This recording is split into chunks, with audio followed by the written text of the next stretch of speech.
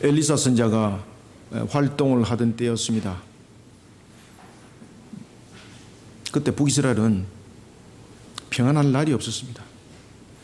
엘리야의 뒤를 이어서 엘리사가 이제 본격적으로 사역을 이룰 때에 한 변환점들이 있는데, 그 중심에는 엘리야의 중심에서 엘리사로 넘어올 때도 그 중심점에는 아합이 있었습니다. 엘리사가 선지자로 활동하던 그런 초기, 북이스라엘은 아합 왕의 뒤를 이어서 그의 아들이었던 여호람이 나라를 다스리게 됩니다. 바알 숭배자였던 자신의 아버지 아합, 그리고 바알의 선자였던 자신의 어머니 이세벨, 그는 그 죽음을 목격했던 사람입니다. 그리고 또한 아버지의 뒤를 이어서 약 한 2년간 나라를 다스리게 되는데, 그 형의 이름이 아하시아였습니다. 그런데 이 아하시아 동안 그 생명이 난간에 떨어진 후에 질병으로 인하여 결국은 죽음을 맞이하게 됩니다. 열왕기하 1장에 보면은 아하시아는 난간에 떨어진 병을 치료하기 위해서 그가 찾는 것이 바로 바알세불이었습니다. 우상 숭배였죠. 그러나 그의 생명은 치료받지 못합니다. 그의 생명은 부모와 동일한 우상 숭배에 따른 하나님의 심판의 칼날을 벗어나지 못합니다. 이런 현실을 목격했던 여호람은 지금까지 북이스라엘의 다른 왕들과 달랐습니다. 아버지 아합의 죽음을 봤습니다. 어머니 이세벨의 죽음을 봤습니다. 자신의 형의 죽음을 목격했습니다. 그 속에서 전부 다 공통점들이 뭔가 하면 전부 다 바알이라는 문제점들이었습니다. 그래서 여호람에게 나타났던 가장 변화 중에서 하나가 북이스라엘의 역사 가운데 지금까지 그런 역사가 없었습니다. 북이스라엘에도 이런 왕들 가운데서 종교개혁에 일정한 종교개혁을 일으켰던 사람이 있는데, 그가 바로 여호람이었습니다. 열왕기하 3장 2절은 이렇게 증가합니다. 그는 자신의 부모와 같질 않았습니다. 그리고 심지어 그는 우상 숭배, 다시 말하면 바알의 주상까지 제거시켜버리는 그러한 종교개혁을 일으켰던 왕이었습니다. 그런데 안타깝게도 그 또한 북이스라엘의 중심을 이루고 있었던 여로보암의 길은 떠나지 못했습니다. 여로보암이 북이스라엘의 집권을 하면서 북쪽에 있는 사람들이 남쪽에 내려가지 못하도록 우상 숭배의 틀을 만들었는데, 그것이 바로 베델과 단이었습니다.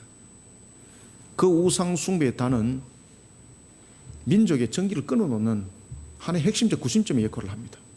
심지어 절기까지 다 바꿔버립니다. 그리고 예루살렘이 아니라 베델이 더 언약적이다라는 것을 통해서 그곳에 자신들의 틀을 쌓아놨는데, 그것이 자신들만의 집권을 위한 자신들의 모습을 담아내는 그런 종교를 만들었던 것이죠. 그런 여로보암의 길을 그는 떠나지 못합니다.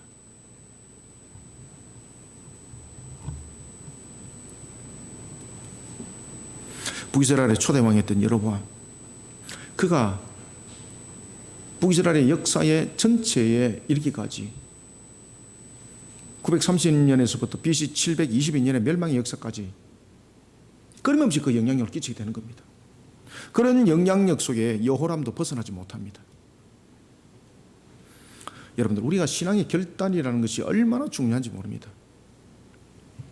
이렇게 여전히 우상 숭배 속에 빠져있던 북이스라엘 왕가가 나라를 다스리고 있을 때에 엘리사가 선지자로 활동합니다.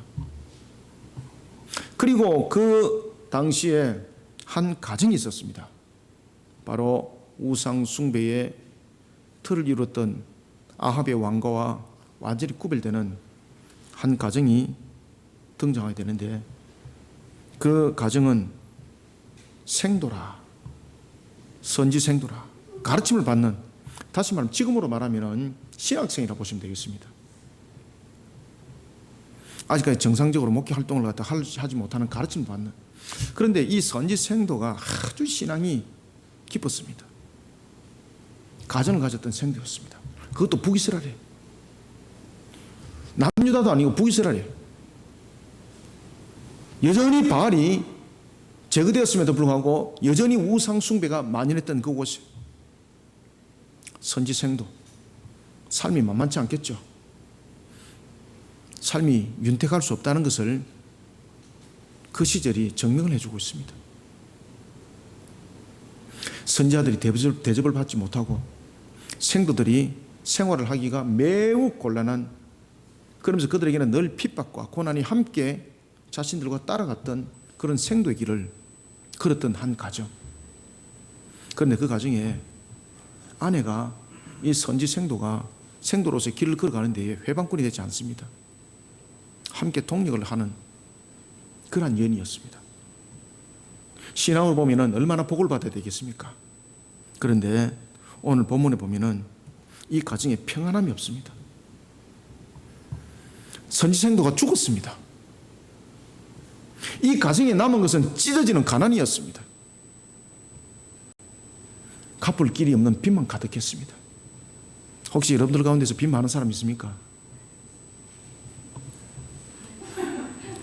오늘 본문을 보시고 빚 갚을 길만 바라보는 것이 아니라 신앙을 세우시길 바랍니다. 야, 이렇게 하면 빚 갚는 것이구나, 이 빚 갚는 방법을 가르쳐 주구나, 이게 아닙니다, 여러분들. 선지생도의 신앙과 그 생도의 아내의 신앙을 잘 보시기 바랍니다. 그래서 하나님이 그 가정을 문을 열어버리는 겁니다. 얼마나 가정이 가난이 찢어지는지 모릅니다. 그들은 왜 가난했을까요? 누가복음에서 가난한 나사로의 그 모습을 그대로 여기에 적용시키면 됩니다. 그들은 불의함을 취하지 않습니다. 하나님의 말씀대로 살아가면서 가난에 찌들었던 겁니다. 그럼에도 불구하고 그들은 그들의 삶을 한탄하지 않았습니다. 그런데 이 가정에 선지생도가 생이 마감이 되어버렸습니다. 여러분들, 우리가 죽음 앞에는 슬프잖아요. 또 죽음 앞에 다가오는 우리의 여러 가지 현상들, 환경들을 돌아보지 않습니까? 이 여인도 동일했습니다. 남편이 죽었습니다.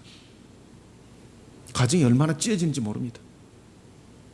그 가정에 여러분들 보시면은 시체의 발을 기름 한 그릇밖에 없다고, 그것도 넉넉하게 바르지 못하고 살짝 발을 약간의 기름밖에 없다고, 그것이 자신들의 재산의 전부였습니다. 남편이 남겨간 것은 빚더미밖에 없었습니다.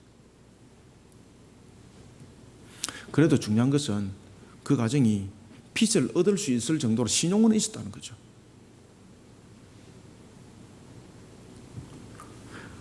이 여인이 엘리사를 찾아갑니다. 엘리사가 이 가정에 탄식을 듣습니다. 사랑하는 성도 여러분, 우리가 주님의 나라를 위해서 몸바쳐 일하고 달려가자 자신에게 얻은 결론, 무너짐과 허무함, 그럴 때 여러분들은 제일 먼저 무엇을 선택하겠습니까? 이 여인이 취했던 행동을 여러분 잘 보셔야 됩니다. 주님의 나라를 위해서 몸바쳤고 우상으로부터 자신의 삶을 지켜냈던 가정, 탄식밖에 나오지 않습니다. 그런데 하나님께서는 이 가정이 지금 응답을 하고 있습니다. 아시겠습니까? 탄식했기 때문에 응답하는 것이 아닙니다. 이 가정이 어떤 가정인가를 잘 보시길 바랍니다. 하나님이 응답할 수밖에 없는 가정입니다. 이 여인의 행동을 잘 보시기 바랍니다. 하나님이 응답할 수밖에 없습니다. 하나님은 이 가정에 대해서 무엇을 기억했을까요? 항상 하나님께 기억을 남기시길 바랍니다. 아시겠습니까? 저도 제 이름 석자 하나님께 남기고 있습니다. 여러분들 이름 석자, 야, 도망가던 놈, 이렇게 남기지 마시길 바랍니다. 여러분들 이름 석자, 저는 나를 위해서 정말로 생명을 바친 자였어, 이렇게 기억이 남으시길 바랍니다. 그가 바로 오늘 본문에 등장하고 있는 생도였고 그 아내였습니다. 하나님은 이 가정을 기억했습니다. 이 적막한 환경 속에 무너진 한 가정을 돌아봅니다. 하나님께서는 이 가정을 통해 우리에게 중요한 메시지를 던져주고 있습니다. 살아계신 하나님, 천지와 만물의 대해서 절대 주권을 가지고 계시는 하나님, 그분은 화복의 주관자입니다.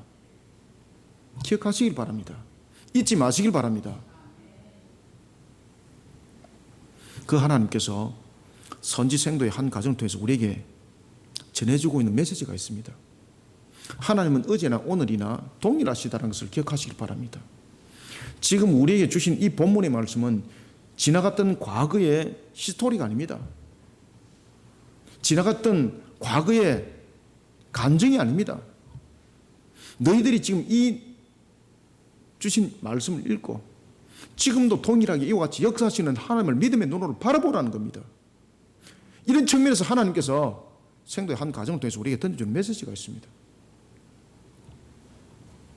우리는 어떤 신앙의 걸음으로 자신의 환경을 이겨나가야 될까 돌아보시길 바랍니다. 여러분들이 가지고 있는 재산, 재력 한순간에 끝날 수 있습니다. 저는 그것을 잘 알고 있습니다. 왜? 제가 겪었거든요. 여러분들 수십억 수백억 버는 거 간단합니다. 벌 수 있어요. 우리의 노력으로 벌 수 있어요. 여러분들 지금도 저한테 오십시오. 제가 버는 방법 가르쳐 드리겠습니다. 저는 아무것도 없이 머리 하나로서 수십억을 짧은 기간에 벌어본 사람이에요. 제가 수백억도 벌 수 있어요. 수천억도 벌 수 있었어요. 그런데 하나님이요 그것을 반드시 저울 때 올려놓아서 보시더라고요. 어떤 저울 때 올려놓는가 하면 신앙이란 저울 때 반드시 올려놓아요. 저는 새벽 제단을 통해서 하나님께서 저에게 계시해 주는데 제가 어떻게 될지를 계시를 해 주시더라고요. 제가 만약에 조직신학을 박사를 공부를 안 했다면 제가 신학자로서 지금 그 전선에 뛰어들었지 않았다면 저는 아마 신비주의자가 됐을 겁니다. 여러분들이 상상을 초월하는 저는 그런 것들을 저는 겪었습니다. 저는 새벽 기도 때 하늘의 문이 정말로 열리고 막 이런 일들이 막 일어났었습니다.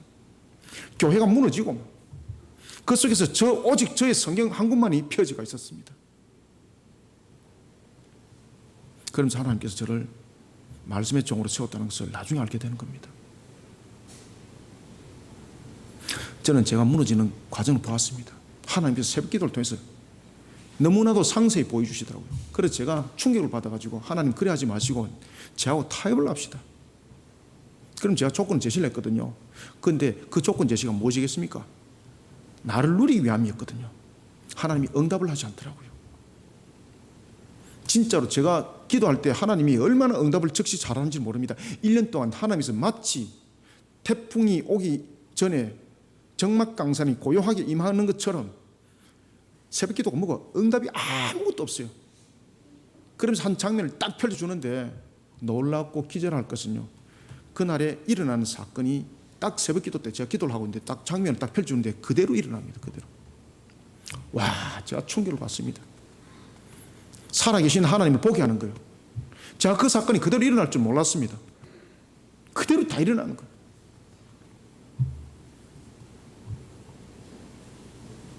그리고 제가 한 난간에 딱 서게 됩니다. 그때에 제 뒤에서 등 뒤에서 저 이름을 석자를 부르는데 세상에서 저 이름을 그렇게 아름답게 불러준 사람이 없었습니다. 저희 부모님도 저 이름 그렇게 안 불렀습니다. 하나님이 저를 그렇게 부르시는 거예요. 그래서 제가 지금 살아서 지금 목회를 하는 겁니다. 저는 하나님이 저를 2번 살렸습니다. 그렇게 해서 저를 살렸고, 두 번째는 제가 기차 안에서 완전히 생명이 끝난 저를 살렸습니다. 그때도 하나님께서 저에게 장명을 보여주었어요. 우리는 자신이 걸어오는 환경들, 걸어오는 여정들이 반드시 있습니다.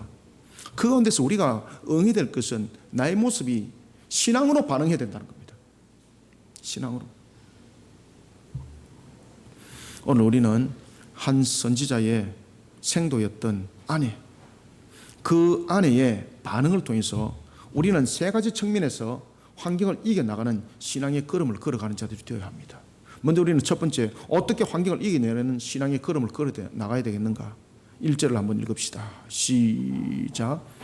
선지자의 제자들의 아내 중에 한 여인이 엘리사에게 부르짖어 이르되 당신의 종 나의 남편이 이미 죽었는데 당신의 종이 여호와를 경외한 줄은 당신이 아시는 바니이다. 이제 빚준 사람이 와서 나의 두 아들을 데려가 그의 종을 삼고자 하나이다 하니 아멘. 무너지는 환경이잖아요. 해결할 길이 없지 않습니까? 이 속에서 여러분들 1절과 2절을 잘 주목을 하셔야 됩니다. 지금 여인의 입에서 무엇이 나왔는가 하면은 이런 상황 속에서도 여호와는 알지 않습니까? 여호와를 경외한 줄 알지 않습니까? 그 당시에 시대적 상황적 측면에서 북이스라엘에서 이런 신앙을 가질 수 있는 사람들은 많지 않습니다. 지금처럼 우리처럼 이렇게 신앙하는 것이 아닙니다. 아합은 이세벨과 함께 있을 때에 여호와를 믿는 자들은 발본 세곤에서 다 죽여버렸습니다. 그러니 그 당시에 선지 생도로서 가르침 받는다는 것은 얼마나 어려운 환경 속에 놓여 있는지 모릅니다. 그래서 이 여인이 그러지 않습니까? 여호와를 경외하는 줄 아시나이다. 이게 자신들의 생명보다도 더 중요하게 여겼던 그 가정이었는데 현실에 딱 부딪혔습니다. 지금 절망이 앞서는 겁니다. 빚을 빌린 사람이 있는데 와서 빚을 갚을 능력이 안 되니까 아들을 데려가겠다는 겁니다. 와, 무너지는 거예요. 무너지는 거예요. 여러분 이런 경험 해보셨습니까? 저는 해봤습니다. 저는. 우리는 1절부터 2절 통해서 어떤 환경 속에서도 하나님을 원망하지 마시길 바랍니다. 때로는 불평이 나올 수도 있는데 이것이 나의 신앙이 되면 안 됩니다. 때로는 우리가 때리 패면 아프다고 말할 수 있는 거잖아요. 그럴 수는 있어요. 이 여인도 지금 그렇게 했습니다. 그런데 이 여인의 본질을 잘 보십시오. 근본은 그렇지 않습니다. 어떤 어려운 환경 속에서도 하나님을 원망하지 말고 나의 입술은요, 나를 향해 지금도 일하시는 하나님을 끝까지 믿는 믿음과 입술이 되어야 됩니다. 그리고 자신이 지금까지 해왔던 하나님의 나라 일과 자신의 삶에 대해서 후회가 없어야 됩니다. 그리고 또한 후회 없도록 신앙의 걸음으로써 환경을 이겨나가야 합니다. 아시겠습니까? 이게 답입니다, 여러분들. 하나님의 살아계심을 믿는다면 이것이 답인 줄 아시길 바랍니다. 그런데 우리가 대체로 살아나가는 사람들 보면 저와 여러분들 비롯한 우리들의 모습들 안 그렇잖아요. 온갖 것들 끌어당겨가지고 해결하려고 그러고 발버둥 치고 막 없는 것도 만들어내려고 그러고 막 자기가 마치 창조주처럼 말이지 활동하고 그러잖아요. 그 속에 우리는 더욱더 무너짐을 당합니다. 오늘 우리는 본문 속에서 이 한 여인을 통해서 우리는 중요한 메시지를 우리들의 삶들 속에 중심에 세워야 합니다. 나라가 여전히 우상숭배 가운데 놓여있을 때였습니다. 하나님을 향한 변함없는 신앙으로 자신과 가정을 지켜나갔던 한 선지생도, 그는 엘리사로부터 가르침 받았습니다. 하나님을 향한 신앙 가운데 자신과 온 가정을 바르게 세워나가는 일에 몸부림을 쳤습니다. 그는 세상의 불의함과 함께하지 않았습니다. 이 정도 되면 가난할 수밖에 없는 거예요. 그런 믿음과 선자의 삶을 유지하기 위해서 극심한 핍박과 밖에 또한 감내하고 있었습니다. 가정이 얼마나 힘들었겠습니까? 결론부터 말씀드리겠습니다. 첫 번째, 이렇게까지 했는데 선생도 죽었습니다. 두 번째, 얼마나 정말로 간절한 신앙 속에 살아왔습니까? 그런데 이 가정 너무너무나도 지금 가난하게 되어버렸습니다. 세 번째, 생도가 남겨간 것은 빚밖에 없습니다. 빚쟁이가 와가지고 빚을 갚지 못하자 두 아들을 종으로 데려가려고 합니다. 완전히 무너지는 거예요. 그런데 이 빚을 준 사람이 왜 두 아들을 데려가려고 그럴까요? 신명기 15장 12절에 따르면 그 당시에 채무자가 빚을 갚지 못할 경우 채무자 또는 그 자녀가 6년 동안 그 집에 종살이로서 값을 지불해야만이 되었습니다.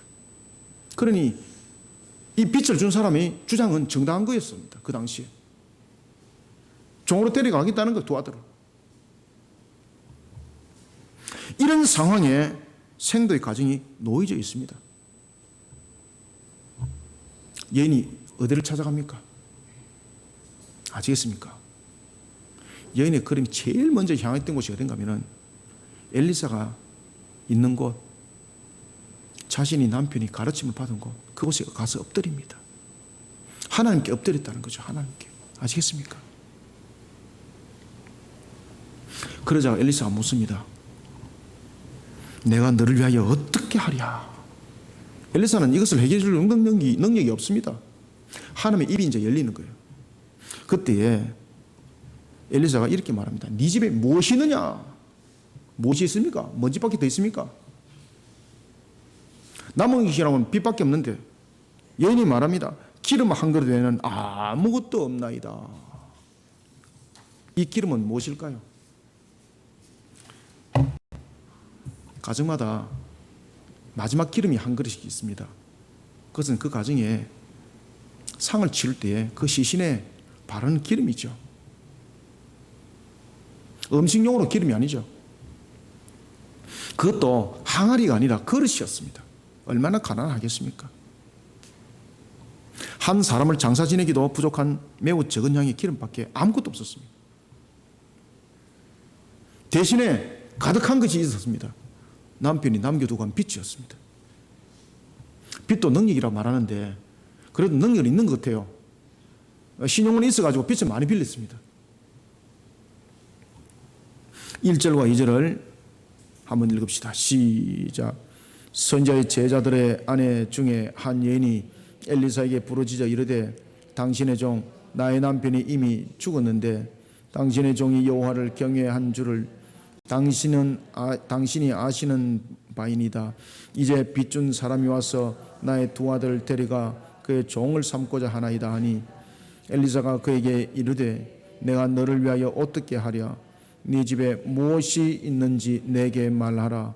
그가 이르되 계집 종의 집에 기름 한 그릇 외에는 아무것도 없나이다 하니. 아멘.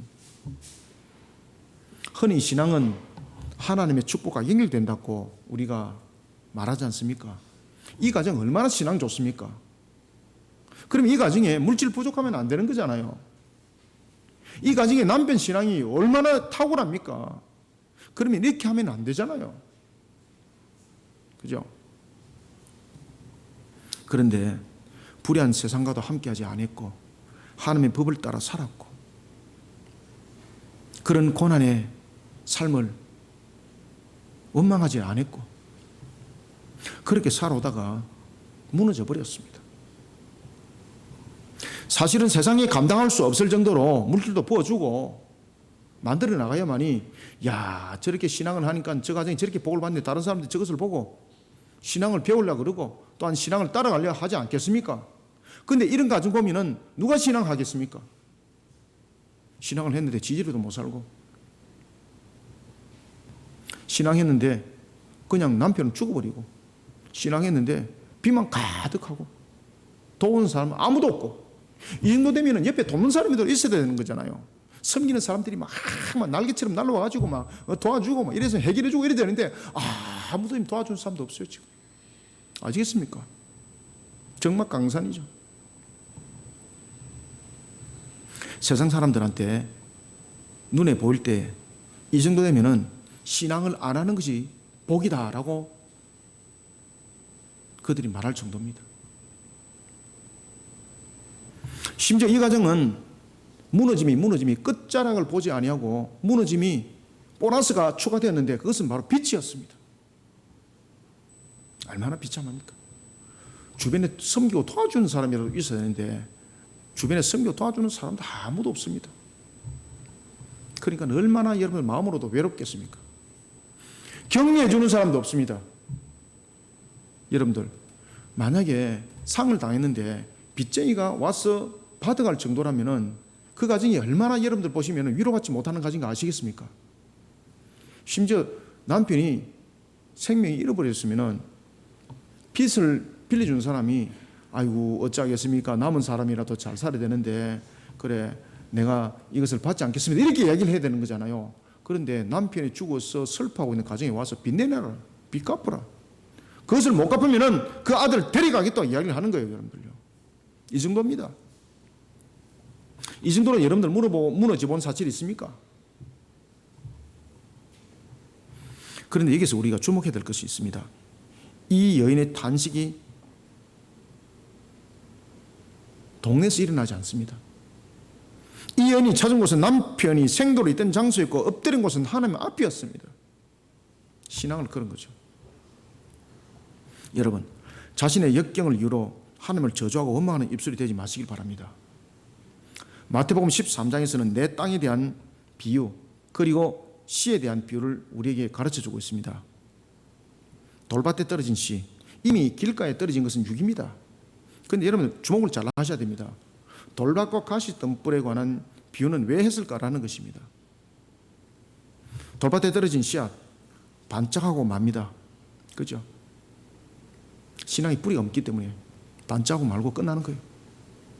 그러면은 왜 반짝하고 끝날까를 여러분들 고민하셔야 돼요. 여러분들 아시겠습니까?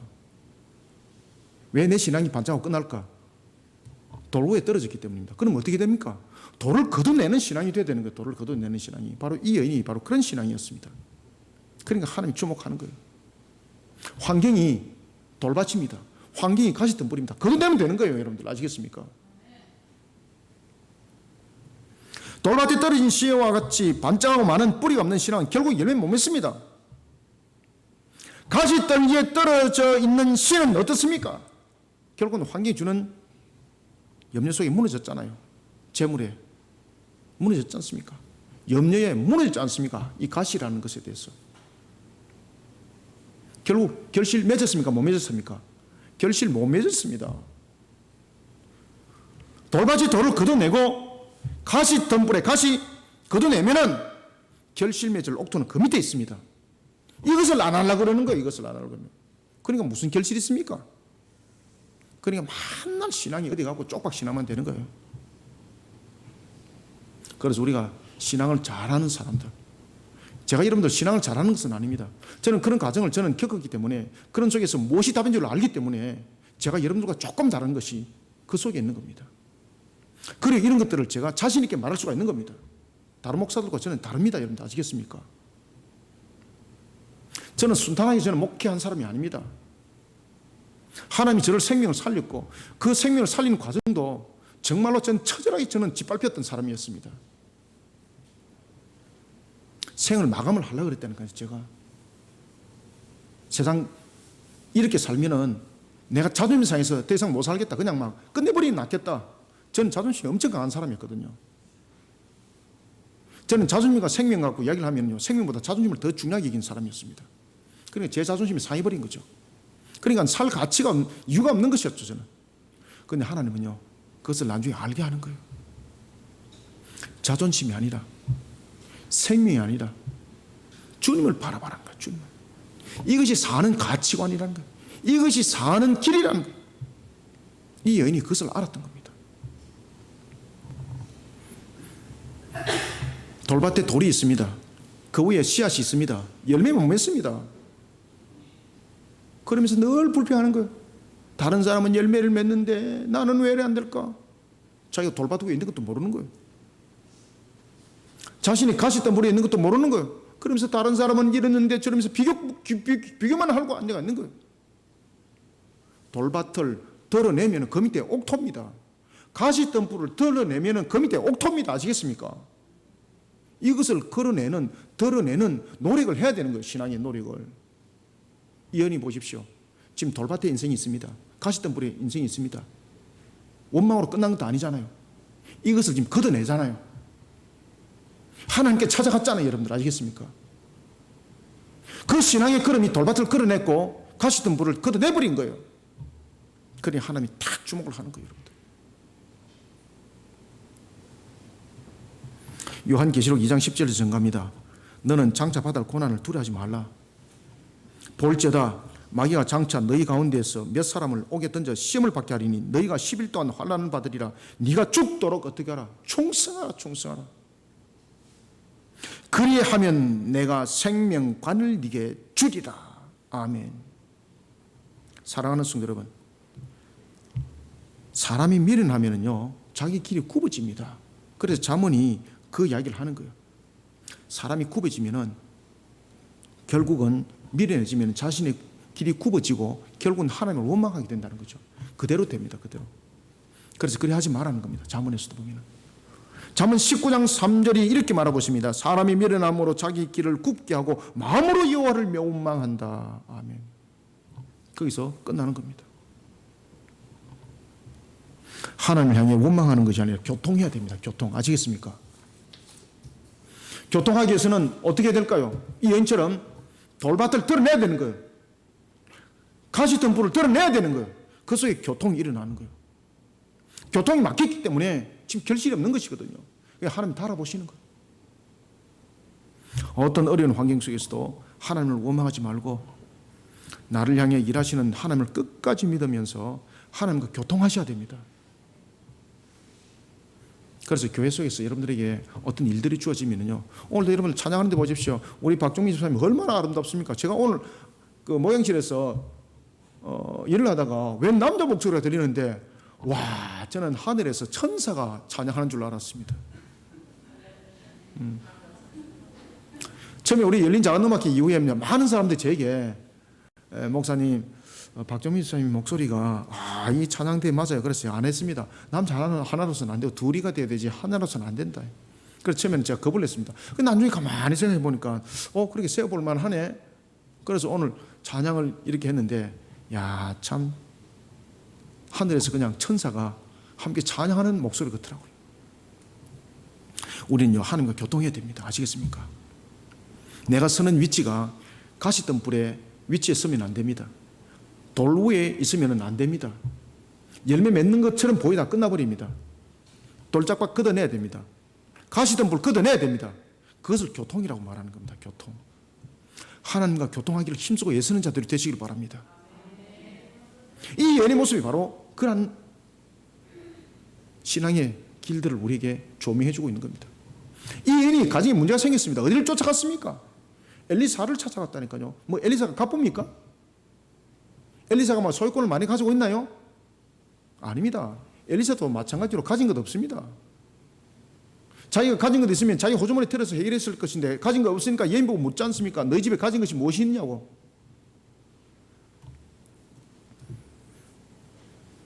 우리는 하나님을 끝까지 믿는 그런 속에 하나님과 교통하는 신앙을 가져야 합니다. 그리고 하나님의 나라 일과 자신의 삶에 대해서 후회가 없어야 합니다. 후회는요, 마귀가 주는 마음입니다. 내가 어떻게 살아왔던 이 부분에 대해서 절망하지 마시길 바랍니다. 그 과정 속을 통해서 하나님은요, 우리를 하여금 다시 한번 신앙을 돌아보게 하는 겁니다.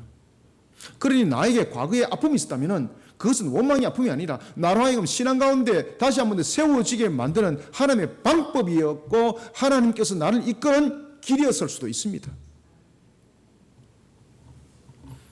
그래서 자신의 삶에 대해서 후회하기보다는 신앙의 걸음으로 재촉하시길 바랍니다. 원망하게 되면요, 절대 이 신앙의 교통이 일어나지 않습니다. 그 속에 주님을 바라봐야만이 교통의 역사가 다음에 일어납니다. 그래서 이 여인이 원망할 수 있었잖아요. 근데 이 여인이 자신의 가정에서 입 벌리지 않습니다. 동네 사람들에게 입 벌리지 않습니다. 어디를 쫓아갔습니까? 엘리사를 쫓아갔다니까요. 여러분 아시겠습니까? 거기서 이제 입을 여는 거예요. 남편이 이렇게 죽었습니다. 그 속에 보면 탄식도 있는 거죠. 원망도 메시지가 습기가 있는 거죠. 그런데 그 속에 돌밭이 걷어지고 가시가 걷어지고 그 속에 하나님과 교통의 역사가 일어났던 것입니다. 그러니 하나님이 엘리사의 입을 통해서 뭐라고 말하는 거면, 너희 가정에 가지고 있는 것이 무엇이냐 묻는 거예요. 여러분들. 왜? 그것을 통해서 역사하겠다는 겁니다. 이와 같이 하나님을 끝까지 믿으면서 하나님과 교통하는 신앙이 되시길 바랍니다. 그리고 하나님의 나라 일과 자신의 삶에 대해서 후회 없도록 신앙의 걸음으로 하나님과 교통하며 그 환경을 이겨나가기를 소원합니다. 두 번째는 3절을 읽습니다. 시작. 이르되 너는 밖에 나가서 모든 이웃에게 그릇을 빌리라. 빈 그릇을 빌리되 조금 빌리지 말고. 아멘. 지금 빚이 철대반죽인데 이 사람 가정에 빈 그릇 빌려주겠습니까? 그 당시에 그릇은 매우 중요하고 귀한 것입니다. 안 빌려주죠, 여러분들. 그런데 하나님께서 그를 달아보시는 거예요. 지금 이 속에 가장 중요한 것은 뭔가면요, 순종하는 자가 되라는 것입니다. 이 여인이 계산할 거지 않습니까? 아니에요, 우리 가정에 빚이 얼마나 많은데 누가 빌려주겠어요? 안 빌려주죠, 당연히. 지금 하나님께서 그렇게 명령을 하고 있는 것은 무엇인가 하면, 네가 믿음의 순종을 하는가를 저울질해서 딱 보는 거예요. 닦고 양만큼 역사가 일어납니다. 따라서 우리는 3절부터 6절을 통해서 어떤 환경 속에서도 하나님의 약속의 말씀을 신뢰하시길 바랍니다. 그리고 하나님의 약속의 말씀을 신뢰하며 순종하는 신앙의 걸음과 함께 세상이 아니라 하나님과 은밀한 관계를 만들어가는 신앙의 걸음으로 환경을 이겨나가야 합니다.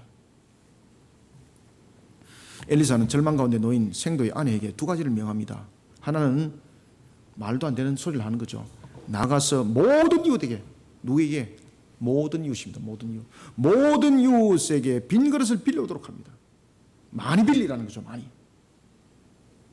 두 번째는 두 아들과 함께 빌려온 빈 그릇에 기름을 붓도록 합니다. 이때 엘리사는 빈 그릇을 빌리되 적게 빌리지 말고 많이 빌리도록 합니다. 왜냐하면 빈 그릇의 수만큼 기름이 가득 채워질 것이기 때문입니다. 여기서 하나님은 엘리사를 통해서 이 여인의 믿음을 달아봅니다. 결국은 믿음의 분량대로 빈 그릇은 빌려질 것이고 채워질 것이기 때문입니다. 내가 계산했을 때는 누가 빌려주겠노라는 것이 답이 될 수 있어요. 그것은 역사 없습니다. 그래서 우리가 신앙의 걸음을 항상 걸을 때는요, 단절하고 단정하지 마십시오. 단절하고 단정하는 것은 하나님의 역사 안 일어납니다. 하나님 역사를 일으키려고 그러는데 단절, 하나님 역사하지 마세요. 이거와 똑같은 겁니다. 메시지가. 그래서 제가 여러분들과 조금 다르다고 말하는 것은 이런 부분들 속에서 일들이 있습니다. 어떤 사람들 제보고 그러잖아요. 목사님 일 많이 벌리지 마세요. 너무 힘들어요. 목사님도 힘들잖아요. 여러분 그것이 저를 도와주는 것 같고 저를 위하여 말을 해주는 것 같지만은요, 그 속에는요 주님의 일을 방해하는 회방꾼의 역사가 있습니다. 주님은요 더 많은 일들을 행하여서 하나님께서 축복의 문들을 열어 성도들을 복되게 하기를 원하시는 겁니다. 교회가 사역을 멈추고 교회가 세상을 향해서 주님의 나라를 위해서 그 펼쳐나가는 사역들이 멈추면요 그것은 모든 것은 끝입니다. 빈 그릇을 빌려오라. 이 여인의 형편으로서는 빈 그릇을 빌릴 만한 형편도 아닙니다. 빈 그릇을 빌려오라 그러는 거예요. 모든 이웃에게 그 마음을 달아보는 거죠. 하나님께서 신앙으로 달려온 자신의 가정을 온전히 회복시키는 것을 믿으라는 겁니다. 그 말씀에 무엇보다도 순종하는 자세, 흔들림 없이 믿음이 먼저 있어야 된다는 겁니다. 여러분, 은혜는요 그 분량대로 임합니다. 하나님의 약속의 말씀을 신뢰해야 됩니다. 시편 118편 8절은 말씀을 줍니다. 여호와께 피하는 것이 사람을 신뢰하는 것보다 낫다고 말입니다. 아시겠습니까? 그래서 이 여인이 여호와께로 피하는 겁니다. 여호와께로 피하는 것이 사람을 신뢰하는 것보다 낫단 말이에요. 낫단 말이에요.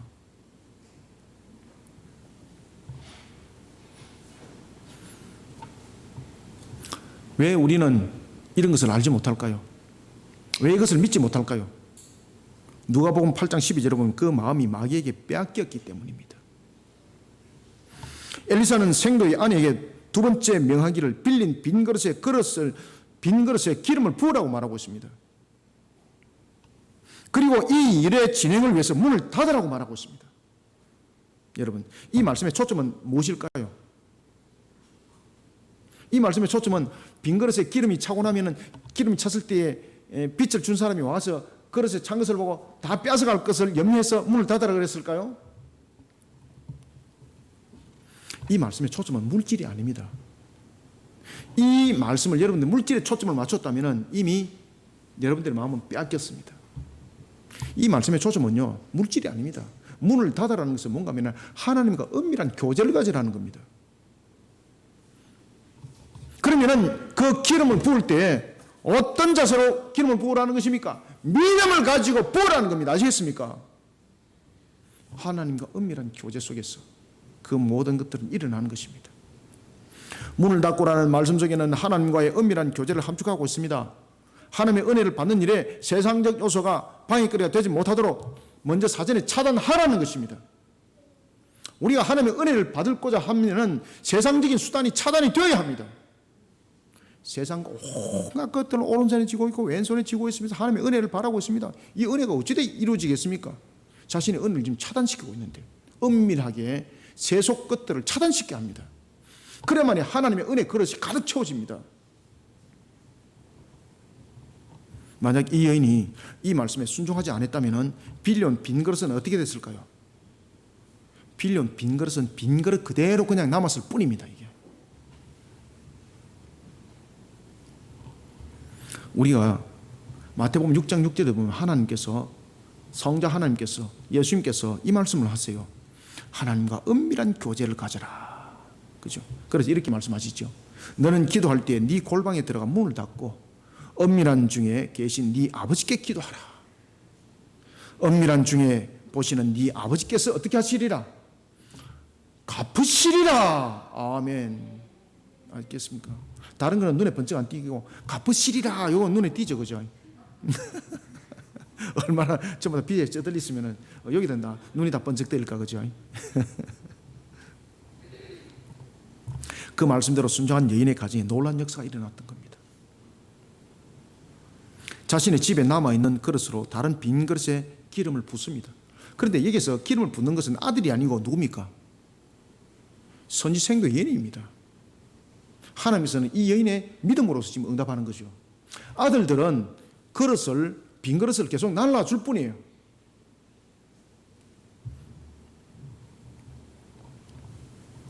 이 속에서 우리가 순종하는 걸음 속에 기름을 붓는 순간 놀라운 역사를 일으켰던 이 사건, 머릿속에 두 사건이 떠오르죠. 무슨 사건입니까? 신약에 오병이어의 기적의 사건과 칠병이어의 기적 사건 머릿속에 떠오르지 않습니까?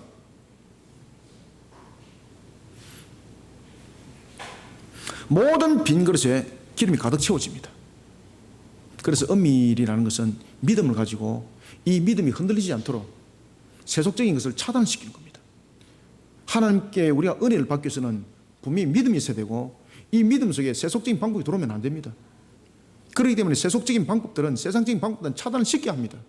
그리고 믿음으로 진짜 빈 그릇을 바라보고 기름을 붓는 겁니다. 이 여인이 빈 그릇에 기름을 붓는 것은 어떤 상태로 그 기름을 붓는 것입니까? 말씀을 믿는 겁니다. 아시겠습니까? 그 빈 그릇에 채워주리라는 말씀을 믿고 붓는 겁니다. 그러니 그대로 역사가 일어났던 겁니다. 한 그릇 채워졌습니다. 두 그릇 채워졌습니다. 점점 믿음이 깊어지는 겁니다. 그러니까 그 여인에 나타났던 다음의 행동을 잘 보시면요, 이 여인이 어떤 신앙 상태에 있는가를 여러분 잘 아실 수 있어요. 그래서 우리는 오늘 이런 본문들을 보면서 그냥 스쳐 지나가는 게 아니라, 야, 그릇 좀 많이 빌려오지. 안타깝네. 저 그릇 몇 개 빌려왔을까? 여기다 초점 맞추지 마시길 바랍니다. 어떤 사람들은 이런 말씀을 전가할 때 그런 이야기를 하더라고요. 그릇을 산더미처럼 빌려와야 됩니다. 이 속에는 벌써 물욕이 앞선 것입니다. 우리는 그것을 설교해야 되는 것이 아닙니다. 지금 이 예를 통해서 하나님께서 우리에게 무엇을 말씀해 주고 있는가를 바르게 증거해내는 설교가 되어야 하는 것입니다.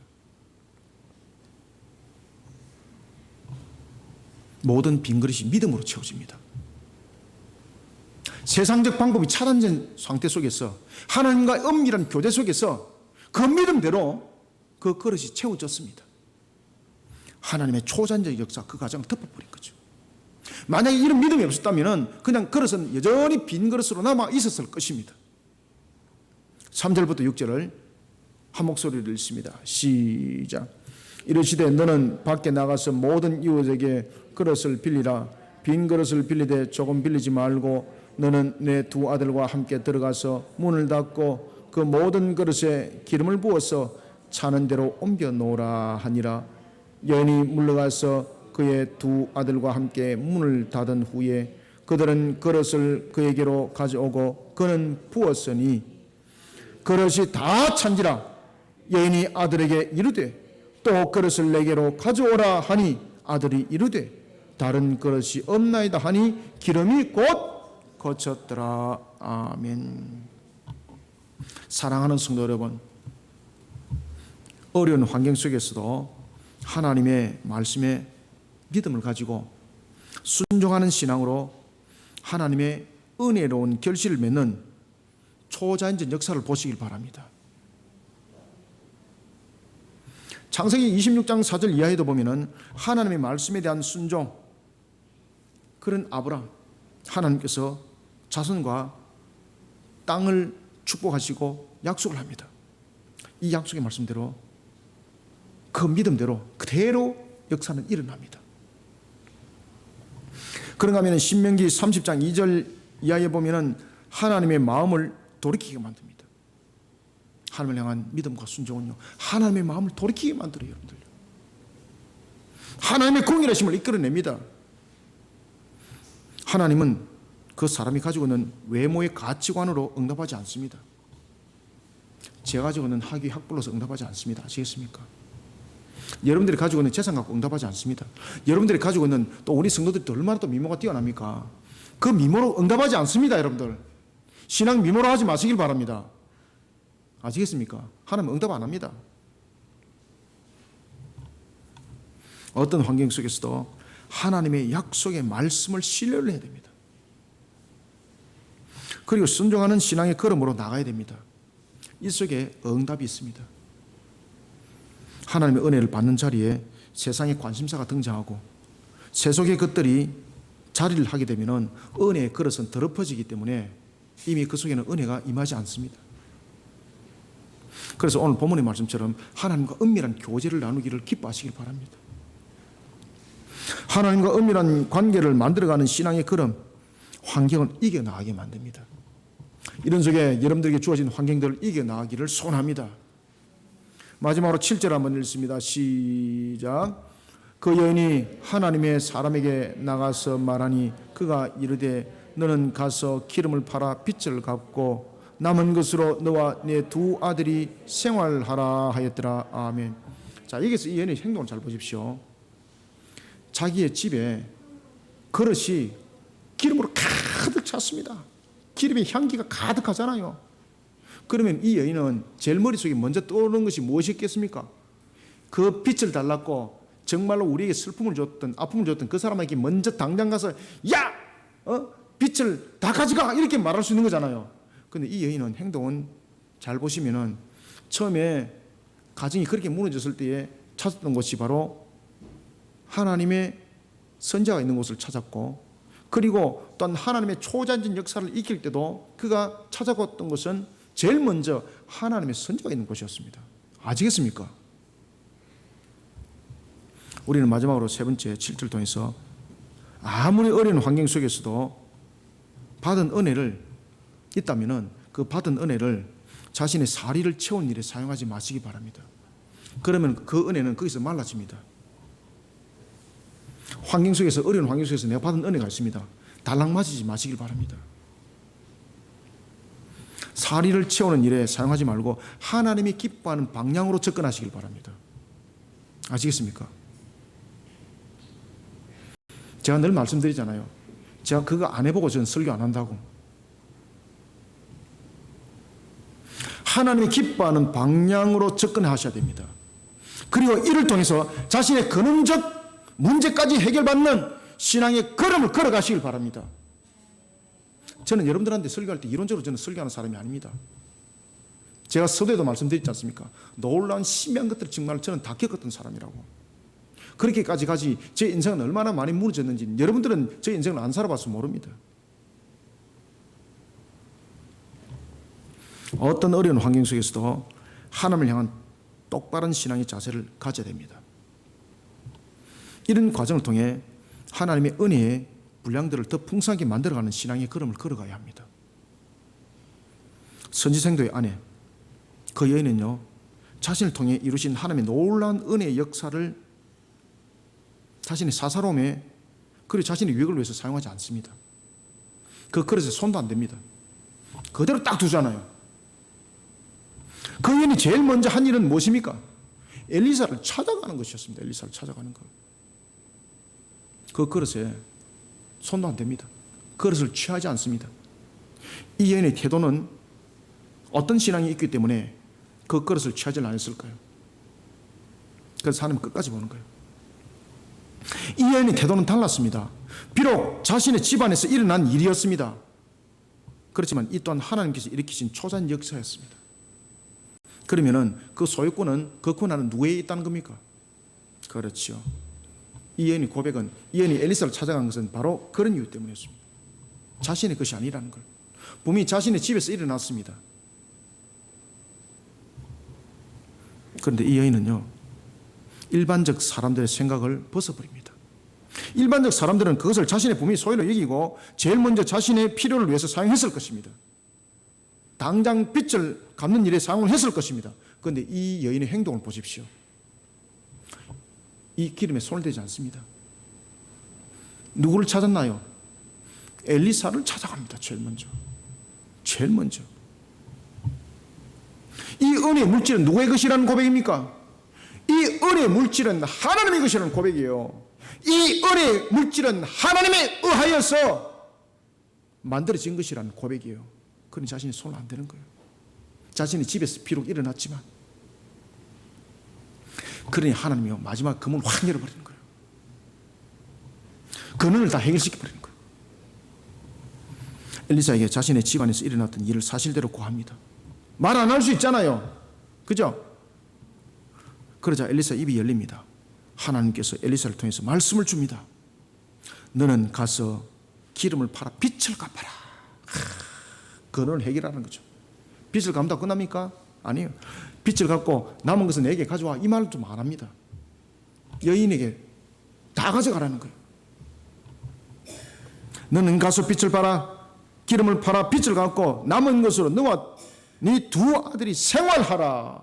아멘. 7절을 다시 한번 읽읍시다. 시작. 그 여인이 하나님의 사람에게 나가서 말하니 그가 이르되 너는 가서 기름을 팔아 빚을 갚고 남은 것으로 너와 네 두 아들이 생활하라 하였더라. 아멘. 하나님께서 은혜를 베푸실 때 나의 모습은 은혜를 삼키는 도구가 되면 안 됩니다. 그럼 거기서 끝입니다. 그러면 더 이상 은혜의 역사는 일어나지 않습니다. 창세기 2장을 보십시오. 비손과 기온과 히띠엘과 유브라데가 왜 은혜의 강이 됩니까? 자신들이 삼킨 것이 아니거든요. 받은 은혜를 계속해서 흘러보내는 거예요. 그러니까 그 네 강이 풍성한 은혜의 강이 된 것입니다. 여인이 빈 그릇을 준비했습니다. 문을 닫았습니다. 그리고 그 빈 그릇에 기름을 붓는 행위를 했습니다. 세상의 관점으로 보면 흠한 거잖아요. 그런데 이 여인은 그것을 믿고 순종을 합니다. 여기까지 잘했습니다. 그런데 그 다음에 우와 가득 찬 것을 봤습니다. 이 여인이 기름을 덥석 취해서 자신이 이것을 가지고 사용을 해버렸습니다. 지금 여러분들 잘 주목하셔야 됩니다. 엘리사가 어디까지 이야기를 했습니까? 기름을 그릇을 빌려오라 그랬고, 그리고 엄밀하게 문을 닫으라 그랬고, 그리고 그것을 기름을 부어라 그랬습니다. 그 뒤는 말 안 했잖아요. 이 여인이 거기까지 순종한 겁니다. 그러면 그 다음에는 이것은 내 것이야 라고 취했다면 이것은요, 모든 것은 자신이 이룬 것으로 자신의 모든 것을 성취한 것으로 되기 때문에 하나님의 일하심을 전부 다 빼앗아가는 것이 되는 거예요. 이 여인은 그것을 알았던 거죠. 그러니 이 여인은요, 모든 것에 있어서 순종을 하고 모든 것에 있어서 자신의 관점으로 보는 것이 아니라 하나님을 향한 신앙의 관점으로 이 내용들을 바라보게 되는 겁니다. 이 여인의 신앙의 모습은 여기서 멈추지 않았습니다. 자신이 필요한 목마름이 분명히 있었음에도 불구하고 은혜의 사물을 어떻게 해야 되는지 주인 되시는 하나님께 먼저 물어보는 신앙이었습니다. 어떻게 할까요? 아시겠습니까? 그러니까 하나님이 어떻게 합니까? 니 다 가져라 그러잖아요. 처음부터 이 여인이 그냥 자신이 하나님께 물어보지 않고 그 기름을 취했다면요, 이 여인은 그 기름이 자신의 기름이 안 됩니다. 아마 그릇을 들려고 했을 때 그 기름을 땅바닥에 다 쏟아부을 수도 있었을 것입니다. 하나님께서.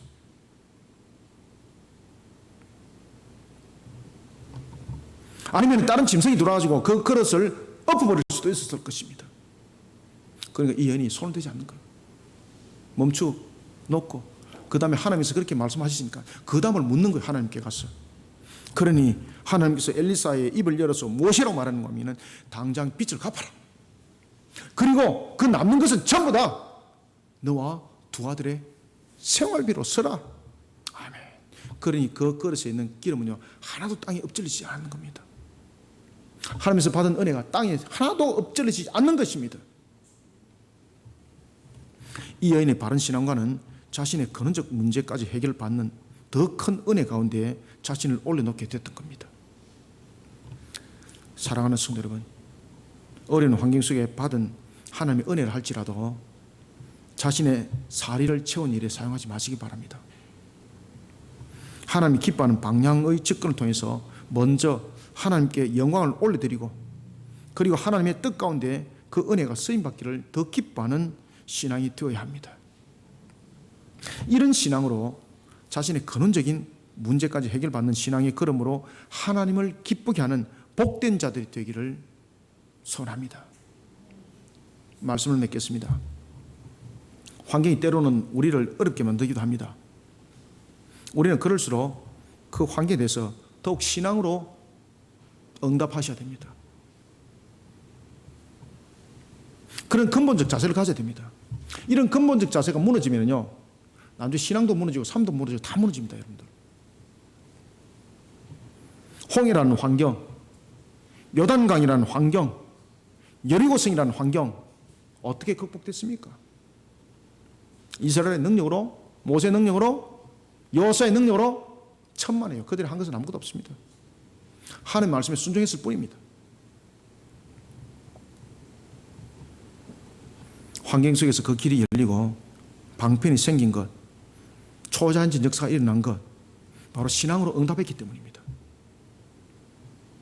이런 역사적 사실을 성경이 조명해주고 있는 것은 이것이 과거의 한 사건으로 끝나는 것이 아니라는 겁니다. 하나님은 어제나 오늘이나 언제나 동일하신 하나님이십니다. 주신 말씀은 오늘도 살아 움직이고 역사하시는 말씀이십니다. 이 말씀의 역사가 우리 환경 속에서 반드시 일어납니다, 여러분들. 이걸 믿음으로, 신앙으로 받아들이셔야 됩니다. 그 속에 역사가 일어나는 겁니다. 그 속에 은혜의 문이 열리는 겁니다. 살아서 역사하시는 하나님의 전능하심이 이 시간에도 동일하게 역사함을 믿음의 눈으로 바라보라는 겁니다. 그래야 해서 신앙 없는 자와 같이 행동하지 말고 신앙 있는 자세로 이 모든 환경을 이겨나가라는 하나님의 음성이 오늘도 우리에게 들려지고 있습니다.